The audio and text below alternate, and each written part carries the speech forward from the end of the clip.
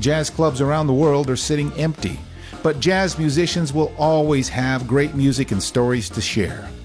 And since jazz fans aren't able to get out to hear great music, we will deliver jazz to you at home. Welcome to Jazz Home Delivery with Tim Tamashiro.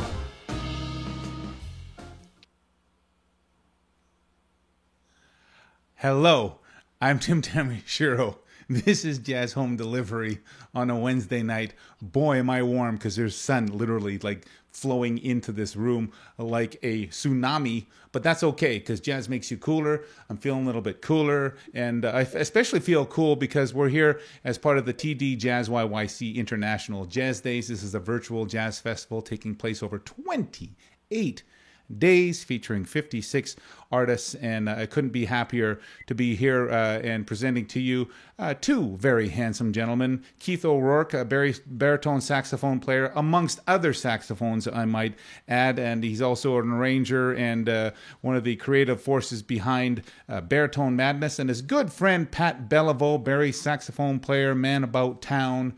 Oh boy, we're just so happy to have you all here. Boom, boom, and boom. All three of us in the same room. Ish. Hello. Everybody wave.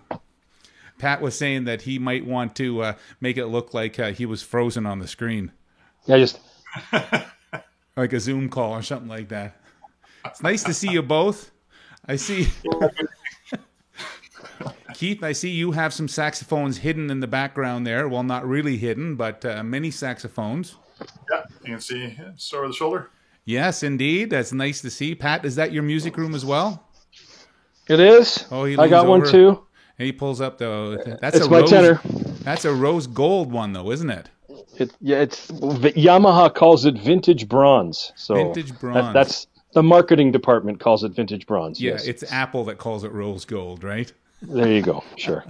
So happy to have you both here, and we're going to have a little chat and enjoy the evening. Pat, I'm going to go and talk to Keith first, if that's all right. Bear with me. I'm just going to push a couple of magic buttons here. Boom and boom. There's Keith and I together in the room. Let's talk about Pat now. No.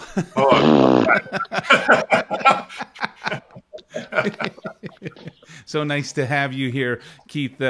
You started off a project called Baritone Madness not too long ago, but Baritone Madness has turned into its own madness. Were you expecting such amazing results? No, I think it'd be crazy to think it'd be that successful. Like I had like 3 months at number one. Like after we released it, it's unbelievable. And then got invitations to play the Montreal, Ottawa, and Edmonton International Jazz Festivals, and yeah, it's unbelievable the success we've had with that. It's super cool. Congratulations on that amazing response. Baritone Madness is literally 3 saxophonists. There's yourself, Pat Beliveau, and your good friend. Yeah, he was so sad he was not on the call with us. He's like, sorry, Gareth, we both applied individually. Oh, yes. I'm sorry he's not here as well. But this isn't necessarily a Baritone Madness talk. It's just a talk with just separate individuals, and we're talking about what all was happening during COVID and music and all that kind of stuff. It's nice to be able to see you inside your home. You've been busy creating arrangements. And and learning how to make videos. What else have you been doing?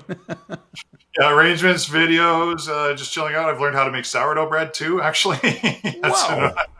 Yeah, tomorrow is a big day for me. I'll be making a couple big loaves of sourdough tomorrow. But yeah, it's like trying to make the most out of all this time just sitting around at home, Yeah. Do a little bit of practice, keep studying, try and fill in the gaps in my knowledge. Like I'm comfortable with what I know, but there's always more. Like the more you know you don't know. Well, like somebody said earlier in one of the shows in the past, they said you'll never regret it. You're learning more stuff, I guess, right? Exactly. Yeah, it's fascinating. I love reading some of these things. Like somebody says, listening to Chris Potter and how he thinks of like just watching web streams and master classes and stuff. It's been fantastic to really learn and get an eye into other players. Yeah. So now you've been doing some writing as well. You were inspired by a group that's called Super Saxophone. And so you're creating some new works that you'll perform eventually once we're able to get out. But so this is something that you've been passionate about for a long time? Well, I first got introduced to it in university. So I'm like with Jeremy Brown at U of C, Dr. Brown, we had a chance to play. Actually, Pat was in this too. The Montreux in Switzerland Jazz Festival, and we did a Swiss tour. So I've always wanted to get back to doing something like that ever since then, because it's basically the saxophone section of a big band, and with the rhythm section. So that's like 2 altos, 2 tenors, and a bari, and yeah. There's so much room to stretch and solo, because there's not the other 18 people that all want their turn. And yeah, it's a lot of fun to play that sort of style. It's saxophone intensive. Well, each sax has their color, and the wonderful thing is, like, different players play differently. So, like, if you're like for Baritone Madness, like Pat, Gareth, and I all play the same instrument, but we don't play the bari sax the same when we're playing together. Like, we're definitely influenced by different players. So, like, you know, I like a darker sound. Like, I love the sound of a Jerry Mulligan, a Stan Getz, and then some of the brighter sounds, like, you know, on tenor, Sonny Rollins, Pepper Adams on bari, like, you know, it's like, so we all approach it slightly different. So it's great to mix it up. So it doesn't sound like, oh, it's all same. It's so diverse. And so when you were arranging for Baritone Madness, you didn't arrange for like a typical rhythm section and horns. You made a unique choice. Tell us what the rest of the rhythm section is all about. The rhythm section is just bass and drums. Like one of the bands we drew inspiration from, they were inspired by the Jerry Mulligan bands, which didn't have piano or guitar. So the pianoless, yeah. Yeah, so pianoless, guitarless, so chordless. It allows more room for soloists to play and more options when you're soloing. It creates its own specific challenges, because it can be a little empty at times if we're not filling it in a certain way with backgrounds and harmonies and stuff. Well, the other guy. It's fascinating, and so and as you've already indicated, you know, you're all three of you are such different players from each other. I can imagine what that would sound like again in that super sax type of a scenario, where you have all these different artists that are saxophone players, but then they have different sizes of horns and different timbres, and it would be fascinating to hear that. And in fact, as it would happen, you have recorded something. While you're learning how to make videos. Is this your very first video you ever made? I did a test video, and then the one with Pat, to let the cat out of the bag, and then this will be the third one I've done, like, literally ever. It's pretty impressive, because there's 7 Keith O'Rourke's on this particular song. Can you tell me about this song, "Solitary Traveler"? Yeah, it's from my first album. My first album is called Sketches from the Road, and it's basically every song in that album is inspired by like a story or a place or a moment in time. And this one is like, this one's kind of like the Egyptian one. Like the story behind this one is like, imagine, you know, you're kind of lost alone in the desert, right? And this, like, basically you're trudging along.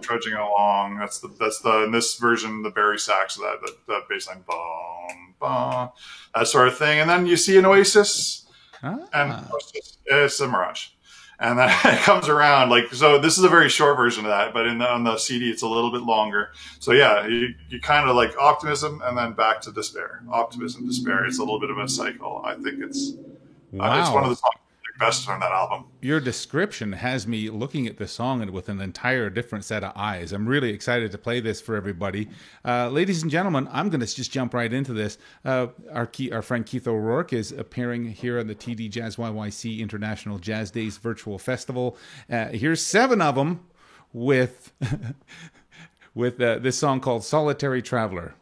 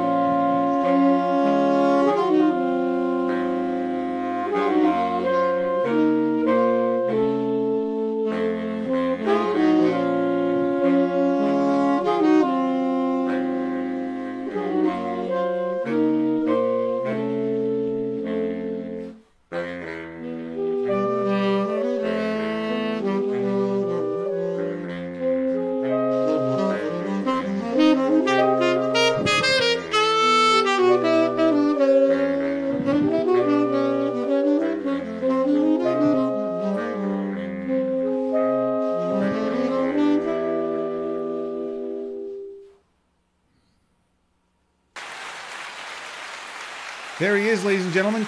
7 Keith O'Rourke's pared down to 1. I had the applause button pushed for you for extra long because I wanted to make sure that all 7 of you got the exact same amount of applause. So good job, buddy. Thanks. It's a fun song. I like it. It is a super fun song, but to pull it all together like that, to think about all those parts at the exact same time, and to think about how you're going to video it. I mean, that takes a whole brand new part of the brain, doesn't it? Oh yeah, that's putting it mildly. Yeah, it's insane. It's insane how the whole thing just takes just a little bit here, a little bit there, and it adds up to like days of work. Well, you did a great job. Now, do you see yourself after giving this an attempt that maybe this would be something that you would do again? I think that's the plan. Like, no point in learning it for just 1 or 2. Like, may as well, like, because the first one's the hardest for any time. Like, you're doing something like the learning curve is so steep. But then, like, by the time I was adding the 6th and 7th Keith onto that screen, like, it was like, okay, I got the pattern. It's getting easier. You do this, and have a whole thing down pat, and was like figured out how to line things up just right. Yeah, it got easier. But the first 2 or 3 people on the screen was like, I thought I know how to do this. I watched the tutorial, I swear. Well, what I love about it, Keith, is that it really showcases your ability to be able to think as an arranger, as a saxophone arranger, as somebody that can create all those different parts and then execute them in beautiful ways. And I think it's a slam dunk. I'll look forward to the Keith O'Rourke YouTube channel here soon. Yeah, I'm hoping. I'll get working on it. Now, what's your biggest challenge for you to do those types of things, or to actually shed on your saxophone while this COVID thing is happening? You say you live in a townhome, so maybe that's not conducive to playing a ton, like an extra 2 hours of horn every day? Yeah, I don't play an awful lot right now. Like, I'm studying a ton. I'm teaching, a few private lessons online and stuff. But right now, like, I'm trying to be nice to my neighbors, because like the girl, thankfully I'm on the end unit of a townhouse, and there's only one girl next door, and she only hears a little bit of me, she says. The Barry's one that gets the most neglected because it's the loudest. Like, it's like 10 decibels louder than my tenor is when I'm going full out in either one of them. It's a lot louder apparently. But it's like, so I kind of, and when people are all outside in their patio all day, like, I don't want to like, numb them with like endless saxophone scales and playing the same riff 400 times just to get it perfect. Like, and like, so I've been good and just keeping it down to a couple hours a day, and then really just working on the arranging and studying and the mental aspects of playing. Well, I think something tells me that all this shedding and all this different study that all musicians are doing during this time of isolation and just staying at home, I think there's just going to be, I'm so curious to see what the net benefit's going to be, in terms of musicality and creation and creativity, new works. It's going to be fascinating. Yeah, hopefully it's like a new renaissance after all this goes away and all the people are pent up, all this artistic expression that hasn't, been like let out. Yeah. Maybe it'll like everybody, like, it's like horses at a race. Like, we're all ready to go, and then the gates open, and I'm hoping for a lot of interesting projects to come out. Like, it'd be great to see. We'll be looking forward to hearing Baritone Madness live when it all wraps up again, and hopefully you guys get a chance to go and get invited back to Montreal and to Edmonton and to Ottawa. Was it? Yep. Yeah, those 3 we did last year, and we were lining up some for this year, but unfortunately that all kind of came to a ground to a halt when this came down. Yeah, so for sure, we're hoping next year. Tell me about this song that you're performing now with Pat Beliveau. You made one more video for us, but tell us what your thought process was around this. It's fascinating.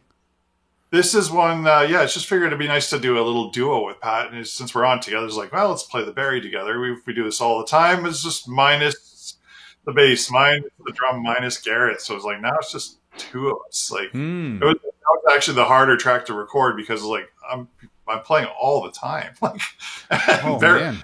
Such an athletic instrument. It was like I was getting a little gassed after the end of recording a couple takes of it. It was like, okay, this is this is a little bit trickier than it should be. Like that was the first one I've done. Like, so I did it all my stuff first and then sent it Pat's way for him to add his stuff on top of that, which it's weird to do that with nothing else in the background. And yeah.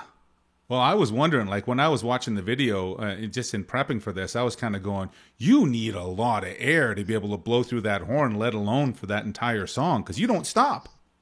Yeah, it's full on. That's the solo is the break. It's the solo is the break, yeah. You know, if you're playing the bass line, like, you know, like on a bass, like, you know, if I like for my trio, like the bass player, he's just playing all the time, but you know, there's not a breath going for every one of those. He can still stand pretty relaxed. Yeah, his hands get tired. Our hands get tired too, and it's constant and there's mental focus. But like saxophone, it's athletic to play. Like so, especially the big one like that. Yeah, I don't know what Pat's thoughts are on the same thing. I don't know. For me, it was a lot of work just to nonstop play. It was an Olympic event. Let's just say it was an Olympic event. You did a heck of a job. So I'm going to play this for everybody. I'll come back to you here after we hear the song. But ladies and gentlemen, you got to hear this. It's really something. Keith O'Rourke playing pretty well nonstop on a baritone saxophone, and you need lungs as big as hot air balloons to be able to play a baritone saxophone. But I'm so excited to play it for you here on the TD Jazz YYC International Jazz Days Virtual Festival. Here's Keith together with Pat with I'll Remember April.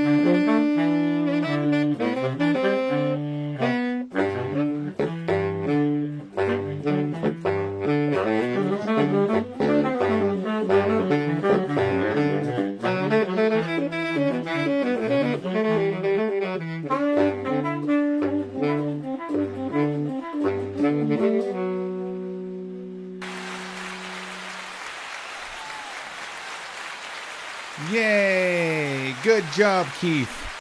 That's wonderful. That's you could be a bagpipe player after that, because that's a lot of wind that you had to expend there, friend. Yeah, no, that one was work. Barry's fun. Like all the work it is, it's a lot of fun to play the big instrument. Like it is fun just to let it rip and go. It's such like I like the feel of the instrument. You can feel the notes almost as much as you hear them. Like for great. Sure, yeah, it rattles your bones a little bit, doesn't it? Yeah. Well, thank you so much. I really do appreciate all the hard work that you put into your recordings and for being here on the show with us. I'm going to go over and talk with our friend Pat Beliveau. We got 2 baritone saxophonists on the show today. That's amazing. Thanks so much, Keith. Appreciate it. Ciao. Yeah, you bet. There's Pat Beliveau and Tim Tamashiro. Very nice to see you, friend. Likewise. Your friend Keith O'Rourke, you guys haven't been able to play together now for a couple of months because you've been isolated. That's true, but this recording scenario thing was certainly probably the most difficult recording situation I've ever been in. And why is that? Just because of, like when you're in a studio or something, it's a little more, like they have better gear than what I have, for one thing. And the other thing is, you don't normally, somebody doesn't just send you a track of one instrument and then say, okay, play on top of that, kind of thing. It's like, describe the color white, or it's just, that's usually not how it goes down. So it was interesting. It was a good challenge. Yeah. So, well, you did a great job. Thank you. There's a couple of spots I wouldn't mind having back, but not a big deal. I mean, okay. for what it was, I was like, wow, when I was done, I was like, yes, that's a keeper. So. Pat, you told me when we were chatting the other day that you've kind of found yourself into forced resourcefulness, and you've started a YouTube channel. What do you mean by forced resourcefulness? Well, the YouTube channel thing was kind of born out of just something I ended up doing, which was starting to share some stories that I had and tour stories and gig stories on Facebook. I just started typing. Yeah. And I thought I got some stuff to share, just throw it there. If somebody reads it, great. If they don't, whatever. So I just threw that out there and also for me personally to document. Oh, that's nice. I thought you had something on your nose there. That was the sun coming in. It was the sun coming in, yeah. Yeah, sorry. I went to the Bahamas for a second. Sorry, I'm back now. Oh my God. So anyway, I'm documenting these stories and, then I just post them, and then people would be liking them, and then people started to say, you should put these into a book. And I went, I don't know if I want to do that, but So what I thought I would do instead of the book thing, at least initially, is to do like a video documentation of and just tell the stories. Yeah, for example, it's funny that we agreed on I'll Remember April, because I have a story in there of a gig I did with Rob McConnell in a quintet that involved I'll Remember April. Interestingly enough. Huh. So irony can be so ironic sometimes, and all of a sudden we came up with that particular tune. I thought that was I think that was Keith's suggestion too. I don't know if that was. It was. Just maybe I don't know. Maybe it was like giving me a poke there where that was concerned. But it's I have an I'll Remember April story with Rob McConnell at the old Chaos Cafe. Really? You remember Chaos? Yes, that's how long ago this was. This was like mid-90s. This would have been at least 20 years ago, at least. Yep. Yeah. I think I was about 28 or 29. Oh, okay. And that would have been mid-90s. Yeah, you're right. Yeah. Yeah. I'd like to think so. Now but that would have been last year. You talk about your the stories that you're wanting to tell, and they range from all sorts of different things, from a jam session etiquette to sitting in at a show etiquette, those types of things. But you also tell some stories about your days on the road with big bands like Vic Damone, Jimmy Dorsey, Mel Torme. It's all fascinating to know that you were out on the road with all those icons. Yeah, it was, and it came at a perfect time because I was in university, and I'd been in university for a few years, and I wanted to get some actual, out of school experience. So I met the right guy at the right time in the right scenario, and it just the skies opened up, and then there we were. It's like, okay, I got on these tours, and based on a booking agency or company out of Los Angeles that booked these tours across the U.S., and I did 4 of them actually. So how long were you on the road for? the first tour was about 4 weeks. The second one was 3 months. The third one was 6 weeks, and the fourth one, which was the Mel Torme tour, was about 7 weeks. And then I had a week off, and then I did a 3-month. My first contract on a ship that was 3 months as So well. you went out So on the ships as well. Nice. I turned one down too. I was supposed to do a tour with Florence Henderson and Pat Boone, but I turned that one down as well. Oh well, he's just pick and choose all the gigs that you want to do versus It would have been nice to hang with Mrs. Brady for a little while. Mrs. That Brady. cool. Yeah, right. Yeah. Mm-hmm. Yeah. So I got a question for you, Pat. How many Sure. musicians does it take to change a light bulb? What is that? One, and then, or what is it? 1,000? What is it? One to change the bulb, and 999 to say how much better they could have done it. Yeah. Is that what it is? Yeah. Yeah. So now, oh yes. The reason why I ask you that is because jazz is kind of like that. From It can what we were be, visiting, yes. you have some thoughts on the state of jazz in that it's so competitive. Well, and like I said to you on the phone, competition is good if it's healthy. Mm-hmm. But if it's just a case of I want to get that guy on stage because I want to kick his ass, then that's not so healthy. It's jazz is, well, music in general is a collaborative thing. So I think we have to remember that we're working as a team, not as an individual to kick somebody's ass. That's not really Mm-hmm. why you should be in it. Mm-hmm. If you're in it for that, you should find something else to do. That's just not that my bacon starts to sizzle when I hear stuff like that. So anyway. It used to be a time like in the 30s and 40s when young musicians were coming up, they would do something called cutting sessions, and they'd go to sessions and they'd try to basically annihilate more established artists in order to be able to take their spot on the bandstand. Do you think that's necessary these days? I think that's changed. I think, people are more inclined to start their own groups as opposed to try to come in and mosey in on somebody else's territory anyway. Mm-hmm. Or that's what I think is more what it's like now. And that's a good thing. To me, it's, I don't know. I wasn't alive in the 40s, obviously, but I don't know. That attitude to me just doesn't, there's not a lot of positive that comes out of that, I don't think. Why is jazz competitive like that? Well, I think part of it is also that there's so many people that want to do it and want to do it well, and there's not a lot of work out there to be had, for one. So I think it's the supply and demand is out of whack, for one thing. Mm-hmm. And I think that I think that's the main thing behind it, but I think that everybody, it's a very personal approach, and everybody has their way of doing it. And I think it's a case of people try to convince other people that the way that they do it is better than the way that this person does it, that's better than the way that person does it, and blah, blah, blah. It's like, instead of comparing yourself to all these different people, why not just do what you do? That's my underlying thing here, is that, there's always somebody better than you out there. So come to that conclusion right away so that you can wrap that around your head, and then just do your own thing. Do what always try to be better yourself and not worry about what everybody else is doing.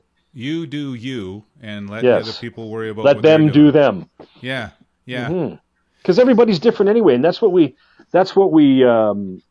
encourage, like, as teachers too, is that we encourage people to find their own sound. We don't want people sounding like everybody else or trying to, it's a form of expression that's very personal. Mm-hmm. Let what you do represent you, and leave it at that. Is it a young person's competitiveness? Like, I don't see a lot of guys our age going out there, trying to kind of cut anybody down or over compete. No, I think that those days of being full of piss and vinegar are over. So I think that for those of us that are getting older and more crotchety and stuff, I think we get set in our ways, and we have our way of doing things, and the way we hear it, and the way that we, our playing has established and stuff like that. I think with a lot of the younger players, they're still trying to find their voice and how they want to do it, and they're willing to. Again, the piss and vinegar meter is very high with them, so they're if there is such a thing, but they're looking forward to getting up on stage and showing everybody that they're the great new hope. So don't get in my way, right? So yeah. There's a phrase that Carl Jung described the 4 stages of adulthood. He said just like kids. Adults go through stages as well. The first is an athlete. It's all about your body and how beautiful you are. The second stage is warrior, and that's where you go out and you try to prove how good you are at something and that you're the best at something. And then there's the one that comes after that is called the senator stage. And that's where you just kind of go, you know what? I know what I'm capable of doing, but what can I do to help you do what you need to do? And then the last stage is called the spirit, and that's where you're just kind of wondering, what comes after that. Do you think that a big chunk of the jazz bravado happens in the warrior stage? Oh yeah, yep. I'm convinced of it. Yes. Yeah. So once you get out of that and you kind of get into, this is how I sound, and this is the direction that I'm hearing things, or this is how I'm hearing it, and this is the way I want things to go, then you kind of start developing how you're going to sound, not just the tone you create, but also, the way you hear things, the way you write, the way you arrange, the way you solo, so on and so forth. And then as you get, like you say, to the spirit thing, it's like, I'll just sit back and enjoy what, I'll reap what I sow and blah, blah, blah, and just have fun now. So this is what I loved about having both you and Keith on this show together, is that you can tell that you're very, very good friends, and Gareth is one of those friends as well. You guys get together and you play together because you enjoy each other's company. This is the gift of being of staying in the music business for a long time. I think just as important as being a great player on your instrument and that kind of a thing is that you have to be somebody who's easy to work with, who's easy to get along with, because, when you start going on the road for, weeks at a time or something like that, like, for example, my longest tour was 3 months. Wow. So, and we're in a bus most of the time. So we need to get along because, there's always drama at some point. There's always, whatever. Something goes along and who knows what. It can be like a soap opera from time to time, but that needs to be resolved quickly so that, for the good of what we're out doing, right? So you kind of have to talk it out and get it resolved and bury the hatchet and say, okay, we have a purpose. We're out here for a reason. Let's get back to work here. Yeah. So, Hey, I have I just have one final question to ask you before I play your song that you've recorded for us. A beautiful song, by the way.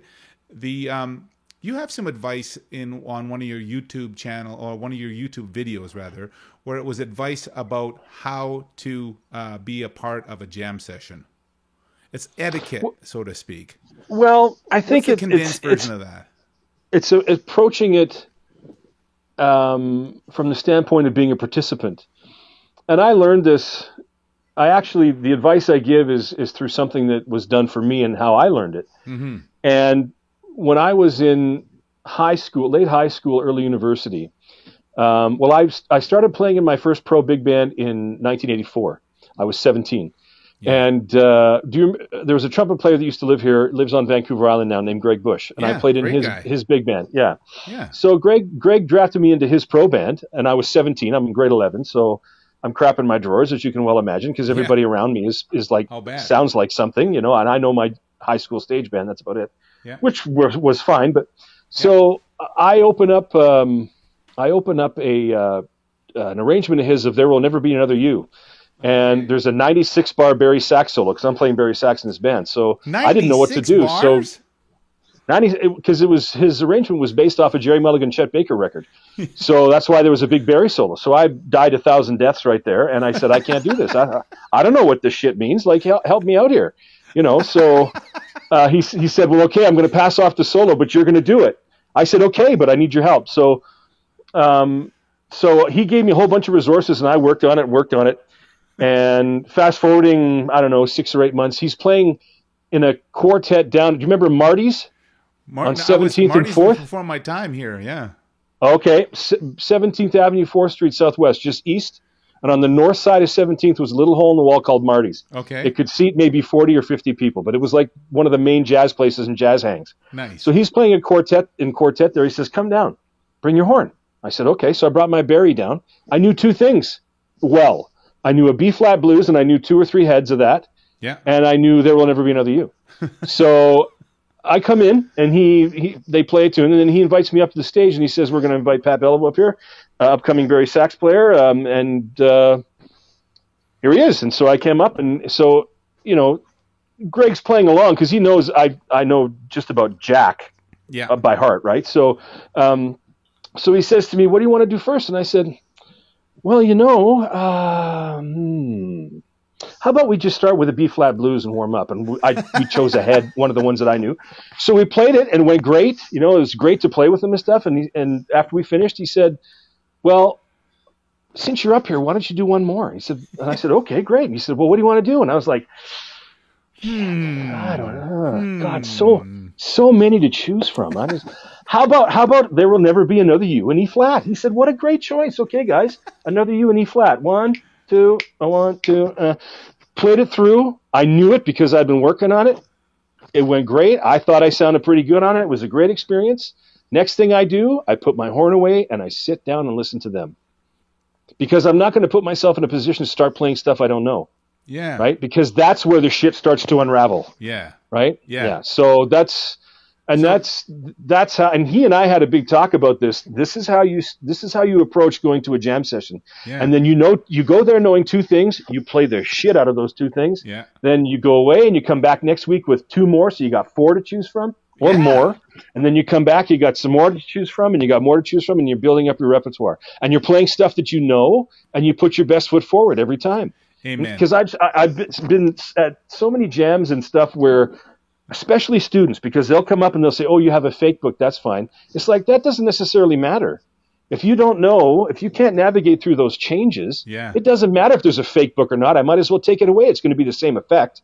Right, so you gotta actually be familiar with something. So the bottom line, or the quote to take away from that is, don't go to a jam session not knowing anything. Right, go there. You got to know. What's the point in going if you don't know something? Go there with some insurance in your pocket. Well, sure. Yeah.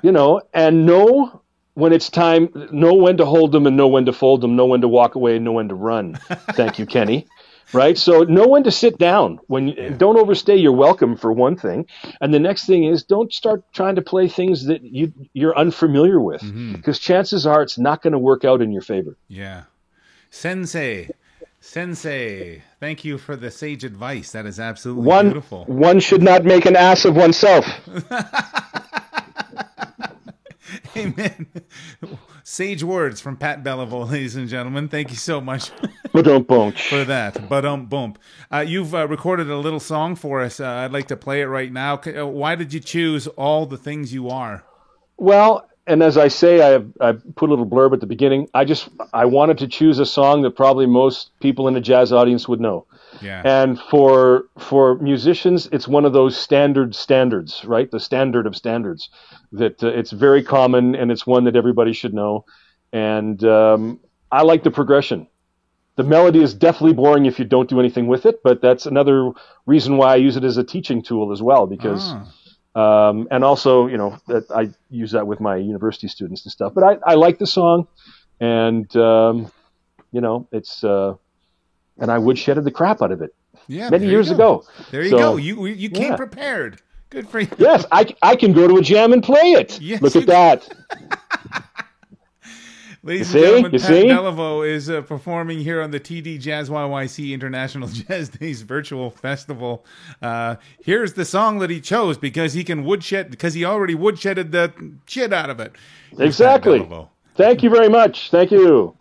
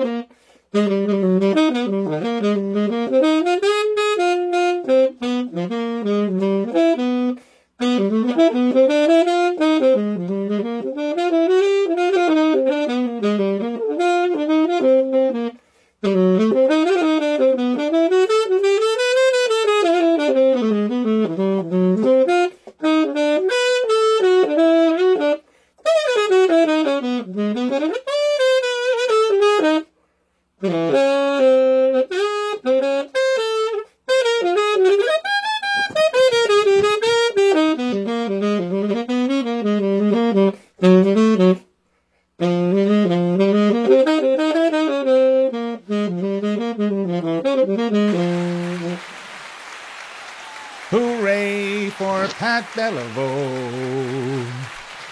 I'm even going to give you the cash register sound effect there. Oh, yes, please do. Well done. Ring those phones, ladies and gentlemen. Send all your money to Pat and Keith O'Rourke. Support the arts. Support the arts. Support the arts.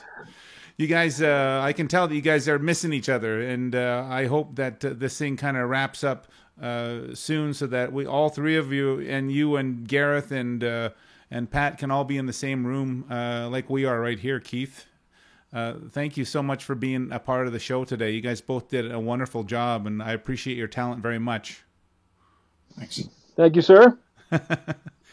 Keith, do you want to do a little shout out to your neighbor and just say thank you for? No, you don't have to say thank you for putting up with all my saxophone.